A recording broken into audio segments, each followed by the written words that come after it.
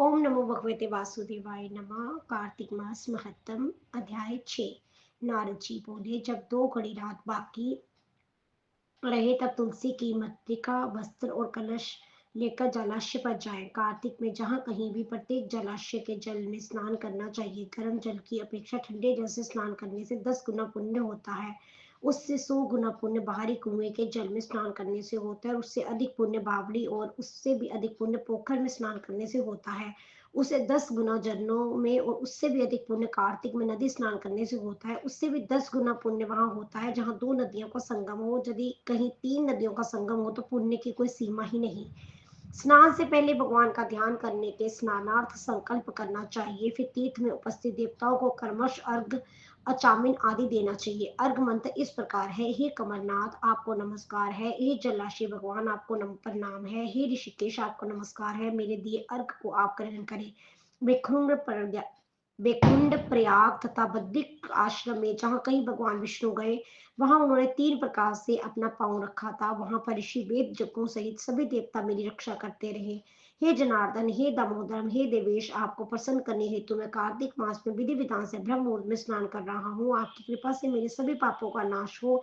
हे प्रभु, कार्तिक मास में व्रत तथा विधि स्नान करने वाला मैं अर्घ देता हूँ, आप राधिका सहित ग्रहण करें। हे कृष्ण, हे बलशाली राक्षसों का संहार करने वाले भगवान, हे पापों का नाश करने वाले, कार्तिक मास में प्रतिदिन दिए हुए इस अर्घ द्वारा कार्तिक स्नान का व्रत करने वाला फल मुझे प्राप्त हो।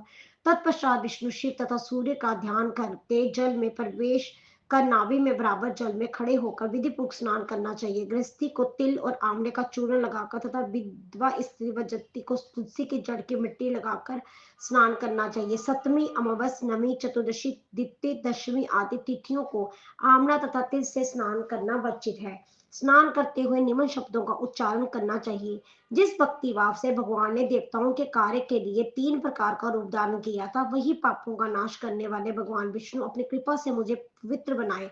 जो मनुष्य भगवान विष्णु की आज्ञा से कार्तिक व्रत करता है, उसकी इंद्रादियां सभी देवता रक्षा करती है, इसलिए वह मुझको पवित्र करे। बीजों, रहस्यों तथा जगों सहित वेदों के मंत्र, कश्यप आदि ऋषि, इंद्रादि देवता मुझे पवित्र करे। आदित्य आदि सभी नारियां, जग सिद्ध सर्प और समस्त औषधियों व तीनों लोकों के पहाड़ मुझे पवित्र करे। इस प्रकार कहकर स्नान करने से बाद मनुष्य को हाथ में पवित्री धारण करके देवता, ऋषि, मनुष्य तथा पितरों का विधि पूर्वक तर्पण करना चाहिए। तर्पण करते समय तर्पण में जितने तिल रहते हैं उतने वर्ष पर्यंत वर्ती के पितृगण स्वर्ग में वास करते हैं। उसके बाद व्यक्ति को जल से निकालकर शुद्ध वस्त्र धारण करना चाहिए। सभी तीर्थों के सारे कार्यों से निवृत्त होकर पुनः भगवान विष्णु का पूजन करना चाहिए।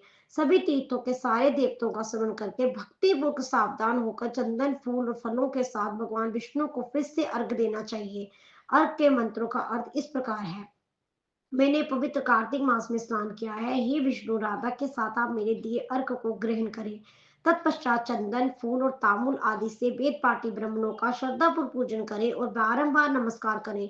ब्राह्मणों के दाएं पांव से तीर्थों का वास होता है, मुंह में वेद और समस्त अंगों में देवताओं का वास होता है। अपने कल्याण की इच्छा रखने वाले मनुष्य को इनका ना तो अपमान करना चाहिए और ना ही इनका विरोध करना चाहिए। फिर एकाग्रचित होकर भगवान विष्णु की प्रिय तुलसी जी की पूजा करनी चाहिए, उनकी परिक्रमा करके उनको प्रणाम करना चाहिए। हे देवी, हे तुलसी, देवताओं ने ही प्राचीन काल से तुम्हारा निर्माण किया है और ऋषियों ने तुम्हारी पूजा की है। हे विष्णु प्रिय तुलसी, आपको नमस्कार है, आप मेरे समस्त पापों को नष्ट करो। इस प्रकार जो मनुष्य भक्ति पूर्वक कार्तिक व्रत का अनुष्ठान करते हैं वे संसार के सुखों का भोग करते हुए अंत में मोक्ष को प्राप्त करते हैं।